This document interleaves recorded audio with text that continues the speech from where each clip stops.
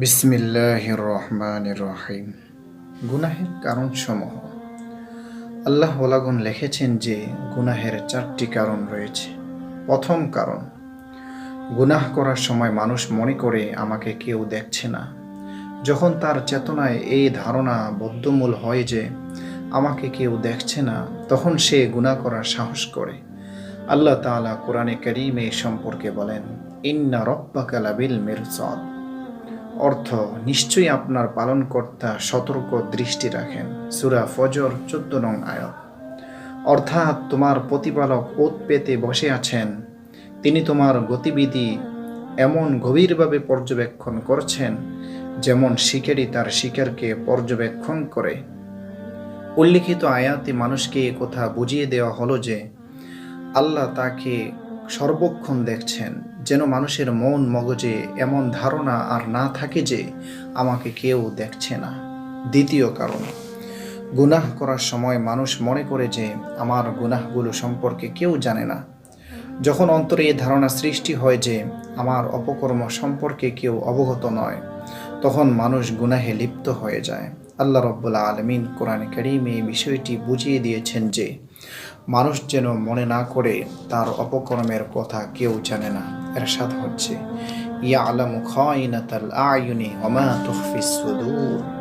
অর্থ, চোখের চুরি এবং অন্তরের গোপন বিষয় তিনি জানেন। সূরা আল মুমিন 19 নং আয়াত। সুতরাং মানুষ কি মনে করবে যে তার অপকর্ম সম্পর্কে কেউ অবগত নয়? বোঝা গেল আমরা যা কিছু করি অথবা করার ইচ্ছা করি, আল্লাহ তাআলা সবই জানেন।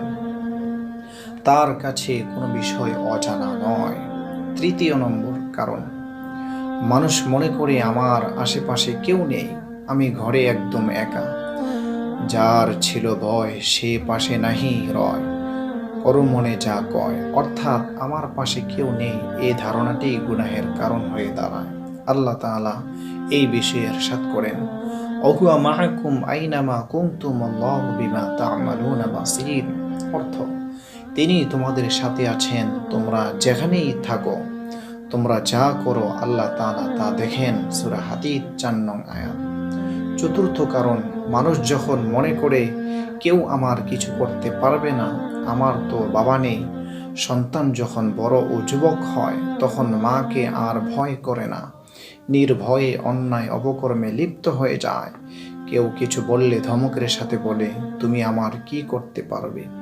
আমার পশমও কেউ বাঁকা করতে পারবে না। এই কথাটি অর্থাৎ আমার কেউ কিছু করতে পারবে না মানুষকে পাপাচারে উদ্বুদ্ধ করে আল্লাহ তাআলা এই ধারণাটিতেও দূর করে দিয়েছেন।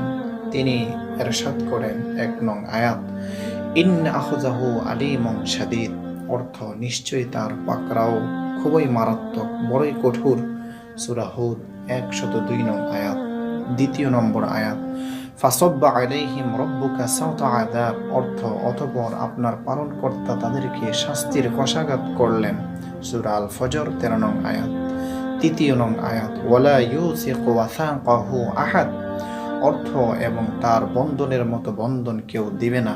সূরা আল ফজর 26 নং আয়াত। চতুর্থ নং আয়াত, ফাইন্নী উআযযিবুহু আযাবান লা উআযযিবুহু আহাদাম মিনাল আলামিন। অর্থ, আমি তাকে এমন শাস্তি দেব যে শাস্তি বিশ্বজগতের অপর কাউকে দেব না। সূরা মায়েদা 115 নং আয়াত। সুতরাং বোঝা গেল এখানে যে 4টি গুনাহের কারণ বর্ণনা করা হয়েছে, এই 4টি মূলত হচ্ছে মানুষের গুনাহের কাজে লিপ্ত হওয়ার মাধ্যম। সুতরাং আমরা যখন এই 4টি কাজ থেকে পরহেজ থাকবো, বিরত থাকবো, তখনই আমরা গুনাহের কাজ থেকে লিপ্ত থাকা, গুনাহের কাজ থেকে বিরত থাকা আমাদের পক্ষে সম্ভব হবে। যাই হোক, আমরা সকলে এই 4টি কাজ থেকে বিরত থাকব এবং আল্লাহ তাআলার প্রতি ইয়াকিন রেখে, আল্লাহ তাআলাকে বিশ্বাস করে, আমরা আল্লাহ তাআলাকে তাকওয়া অবলম্বন করে আমরা নেক আমল করব। আল্লাহ পাক আমাদের সকলকে এই 4টি বিষয় থেকে পরহেজ থাকার, বিরত থাকার তৌফিক দান করুক। আজকে আমি এখানেই শেষ করছি। আসসালামু আলাইকুম ওয়া রাহমাতুল্লাহি ওয়া বারাকাতুহু।